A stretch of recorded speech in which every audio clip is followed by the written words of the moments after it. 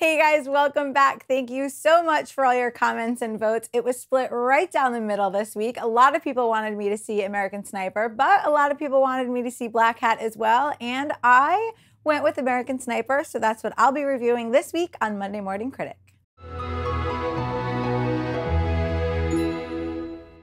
All right, guys, I have a confession to make. I'm a huge nerd and I love to read. Usually it's young adult books because apparently I'm a 13-year-old, but sometimes I go with things a little bit more serious, and I decided to pick up American Sniper over the Christmas break because I knew it was coming out, and I was really excited about it because I like to read the books first. I know that most people don't because they feel like the movie will never be as good, but in this case, I have to tell you it might have been. All right, guys, confession number 2. This is episode 2, so why not have 2 confessions, right? I also go to the movies by myself in my pajamas. And while I may have worn my yoga pants pajamas this week, I felt like I couldn't go in my Mickey Mouse pants because my bright pink Mickey Mouse pants might have been cause for attention at American Sniper. Bradley Cooper.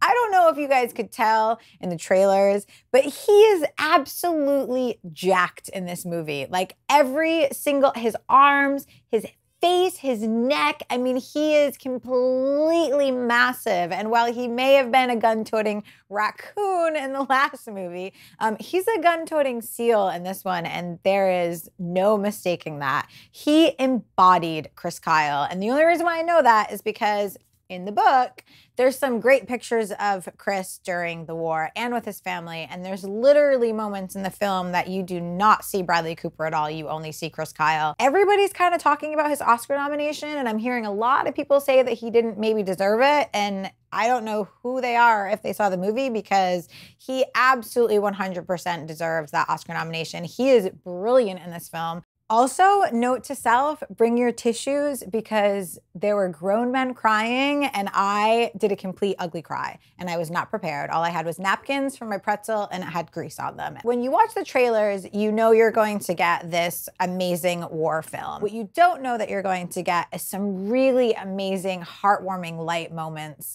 And when I was flying back home from Rhode Island to California and I was sitting in the airport reading this book, I saw I'm going to guess they were in the Navy because there's a bunch of bases in Rhode Island.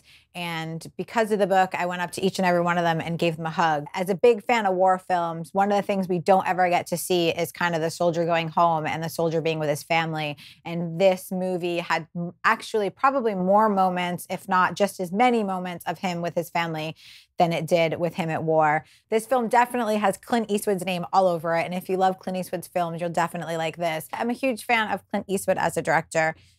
Except for that last movie that he did, which we won't talk about because it was really bad. But we won't talk about that because this movie was great.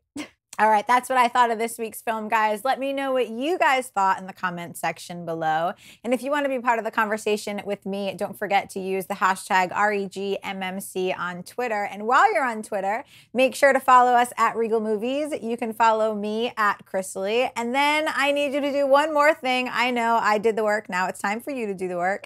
I need you guys to vote for which film I'm going to see next week. We have The Boy Next Door, Mordecai, and Strange Magic. Thanks so much for tuning in to Monday Morning Critic this week. I'm Krisily Kennedy, and see you next time.